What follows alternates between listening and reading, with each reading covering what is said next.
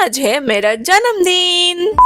आज 30th April and आज আমার জন্মদিন। So hi everyone, welcome back to my channel and this is part 3। তো আজ এই বার্থডে দিনে আমাদের ডিনারে কি ছিল, আমার মা আমার জন্য জন্মদিন স্পেশাল কি কি রান্না করেছিল সেটাই তোমাদের সাথে শেয়ার করব। তো এই দেখো, আজকের ডিনারে ছিল প্লেন সাদা রাইস, ওপরে লেবু, একটা কাঁচা লঙ্কা, ওইদিকে আছে স্যালাড, শাক ভাজা, বিন কড়াই ভাজা, কুমড়ো ভাজা, আলু ভাজা, পটল ভাজা আর বেগুন ভাজা। তারপর আছে ডাল, পটলের দোরমা, পনির, চাটনি, পাঁপড় আর পায়েস তো ম্যান্ডেটারি। প্রথমে ডাল দিয়ে মাখিয়ে লেবু চিপে আলু ভাজা দিয়ে খেলাম, এই যে লম্বা বেগুন ভাজা। তারপরেই পাতে নিলাম এই পটলের দোরমাটা। আহা, দেখো দেখো জাস্ট ভেতরের পুরটা দারুণ খেতে হয়েছিল।